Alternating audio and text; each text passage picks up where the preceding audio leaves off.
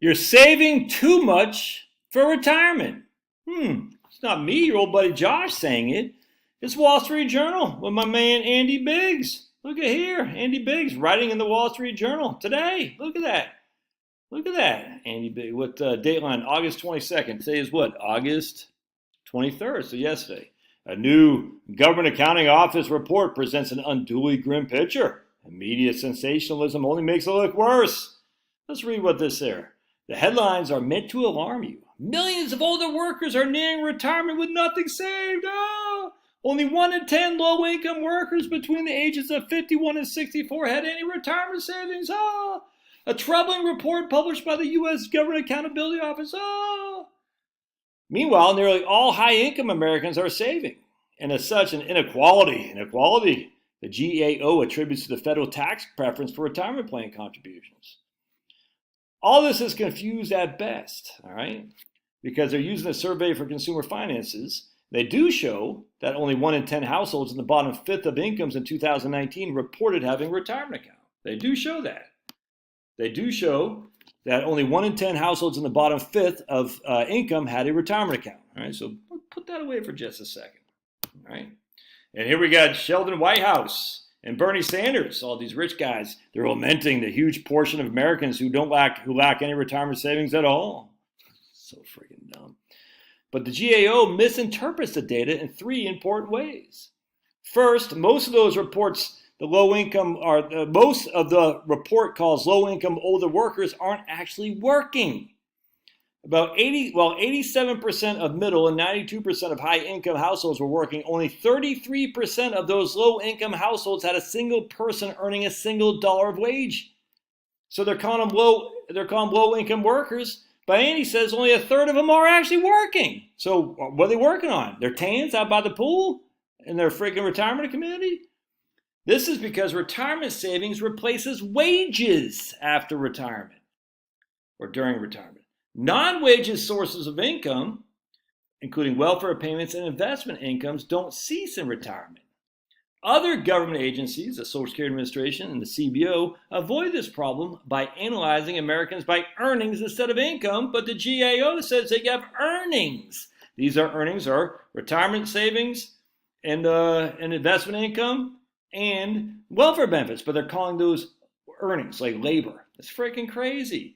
So again, only 1 in 10 low-income workers between the age of 51 and 64 had any retirement savings at all. But yet, these people aren't working. Only 33% are. Because again, if we look at SSA, Social Security Administration, the Congressional Budget Office, they're like, no, if you're not working, we're going to call you having earnings as not income. We're going to say your earnings, how much you're actually earning from labor.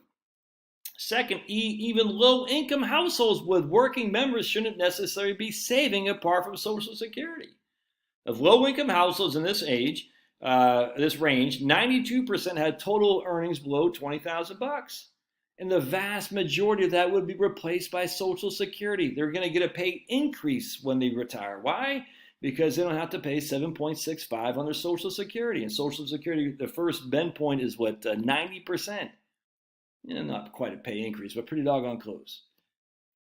Of low-income households, 92% had Social Security earnings below 20,000 bucks. The vast majority, which would be replaced by Social Security's progressive benefits. If these households did save, many would lose mean-tested benefits such as Medicaid or food stamps because it relies on assets as opposed to income. Most of non-saving households are acting rationally given the incentives they face to not save. If you save, you're going to lose your other benefits. You don't hear Bernie Sanders and Sheldon Whitehouse saying that. Third, the report unnecessarily limits its investigation of retirement savings to balances in retirement accounts. This ignores the more than $17 trillion in benefits Americans have accrued under traditional pensions, which remain almost universal in the public sector. $17 trillion in benefits and pensions. Here's a more realistic figure. Among all households of workers ages 51 to 64 earning more than $20,000, 80% either had a retirement account or are entitled to a traditional pension.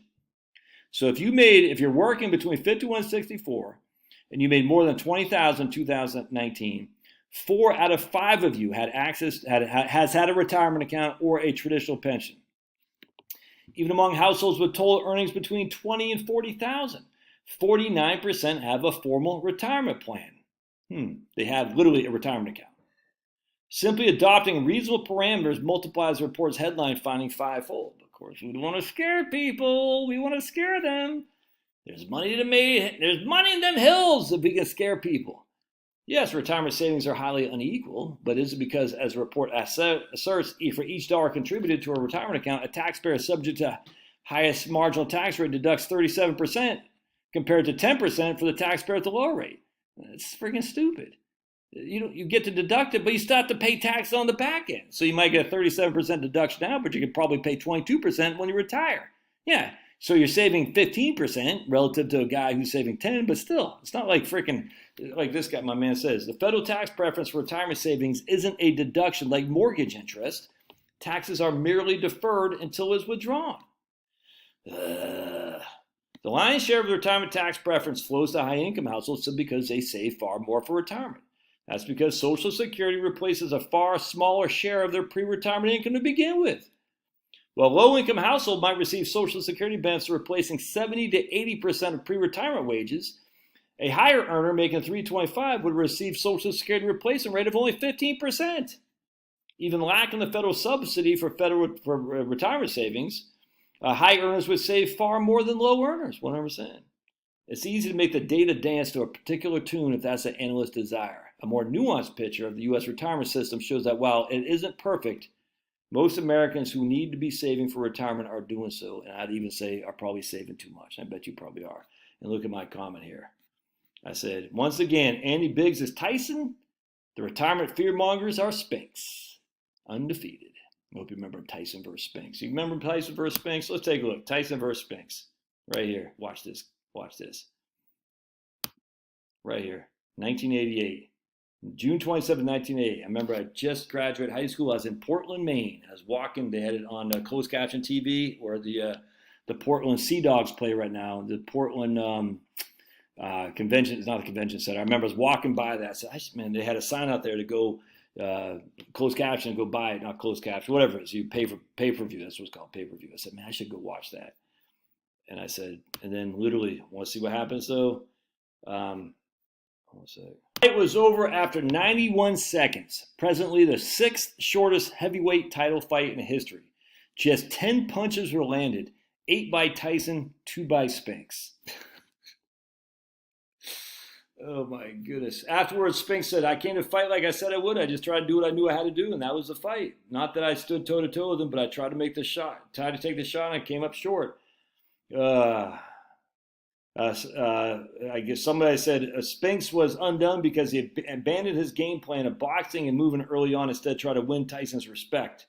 Spinks later conceded that the fear was knocking at my door big time. Tyson said the first punch I threw, he wobbled a bit. I knew right there I had him. Adding, my trainer told me before the fight that he bet both our purses I would knock him out in the first round. So I went out and knocked him out in the first round, and later I found he was fooling. Oh my goodness. That was such a... That's 91 seconds. So that's Andy Biggs there. 91 seconds against the freaking retirement fearmongers. Watch what Tyson said. Tyson said, because it's pretty cool. Tyson attacked Spinks from the opening bell. He said, Tyson had been angered by a delay previous to the fight when some guy on Spinks' corner noticed a bump in Tyson's glove. He said, you got to retape him. And when the delay was fixed, Tyson prepared to leave his dressing room. He told his trainer, Kevin Rooney, I'm going to hurt this guy. Gotta love Mike Tyson, dude. Just, character for the years. Anyway, that's Andy Biggs, the Mike Tyson of retirement planning. We'll see you.